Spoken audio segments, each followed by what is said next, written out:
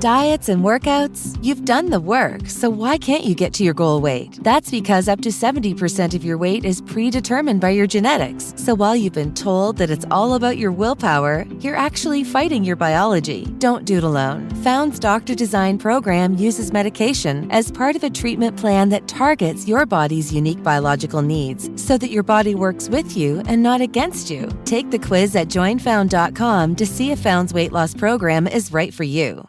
Please note, this week's episode deals with themes of death. Listener discretion is advised.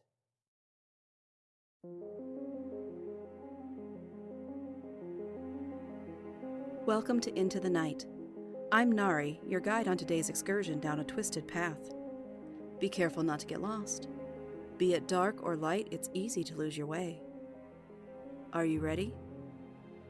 Then let's begin.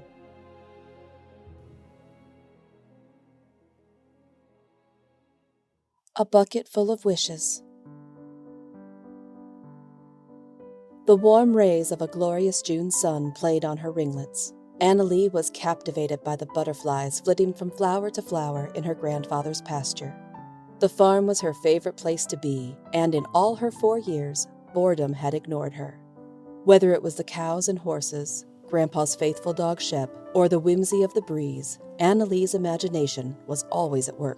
As the butterflies circled her, she filled her pail with the daisies that covered the field, careful to smell each one she plucked. Each time, she closed her eyes and smiled before placing the flower in the bucket. The wind blew wisps of her hair in her eyes, and she wiped her forehead with her arm. A monarch caught her attention, and she playfully chased it, hoping to have it land on her outstretched hand. Close by her side was good old Shep. He was nearly blind at the age of 12, but he was devoted to his girl. On the day we brought Annie home from the hospital, Shep had lain beneath her crib, making it clear that she was under his watchful eye. From then on, the two were inseparable whenever we drove to see my mother and father at their 80-acre farm in the country. When Annalie made it back to the yard, I had to ask, "Annie, why did you close your eyes every time you put a flower in your bucket?" "Oh, Mama, I was putting wishes, not flowers, in my bucket. Here, I picked you a bouquet." I tousled her hair and swung her up on my hip. "Let's put these in a vase. Grandma says lunch is almost ready." We made our way up the wooden steps, leading to the front door whose threshold I'd crossed thousands of times. I stopped to glance into Annalie's pink bucket and gave her a little squeeze as I thought about her bucket full of wishes. I'd grown up on the same piece of land that mesmerized my daughter, but until Annalie showed me its beauty, I'd never recognized the magic it held. Too busy grousing about the endless chores of my childhood, I'd only seen the drudgery of weeding and smelled the stench of the barnyard. My self-centered ways blinded me to the little miracles that surrounded me every day. I grew up, went to college, and secured an office job in the city. Until our Annalie opened my eyes, I missed a lot. I learned, through her, to never miss the chance to see the magic. Even if I came to it a little late, the old homestead tugged increasingly at my heartstrings. Annalie saw all the miracles. When the tadpoles in the pond morphed into frogs, she bounced up and down. "Mama, just look at them. How does God know they need to lose their tails and learn to hop?" "I don't know, Annie." When one of Grandma's hens hatched a clutch of chicks, Annalie squealed with joy.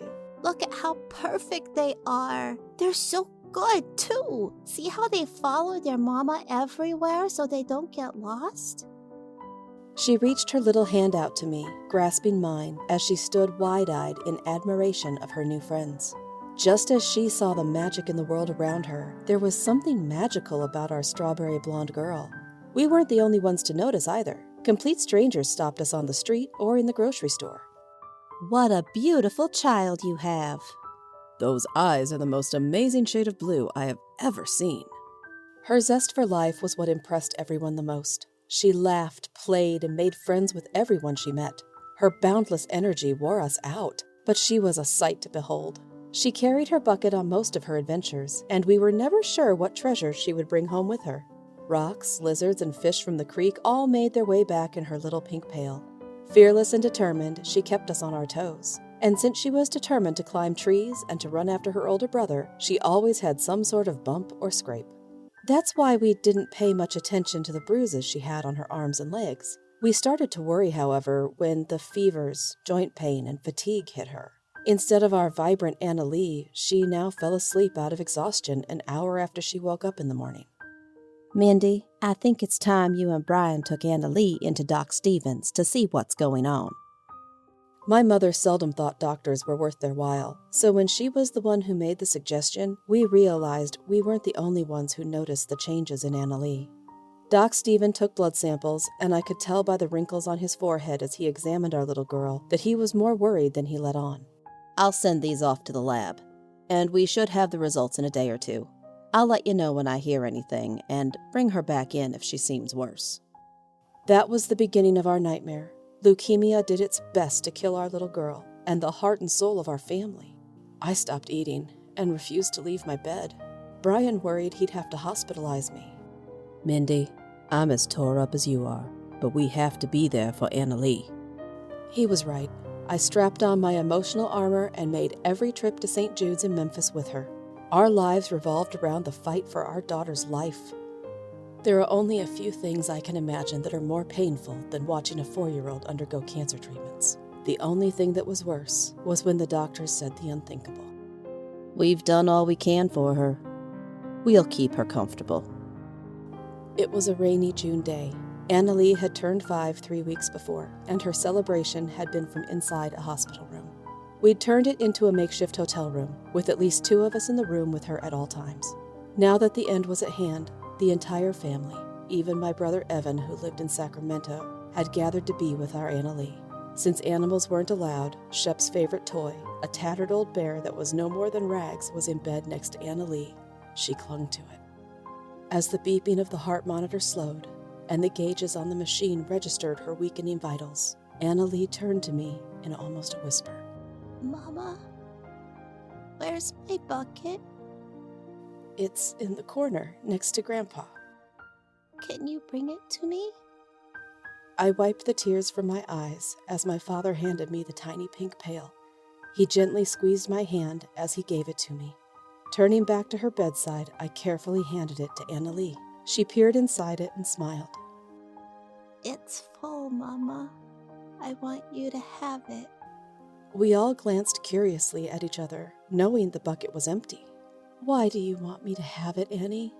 I've been saving these for you for a long time. I knew you'd need them. Baby girl, I don't understand. They're my wishes, Mama. I knew I couldn't go until I had a bucket full to leave you. You'll be okay without me now. I put these wishes in here so you'd always have plenty of good luck. A tear trickled down the side of my face. Anna Lee looked out the window as a butterfly landed on the pane, and then my little girl closed her eyes, content that she'd left me with her bucket full of wishes.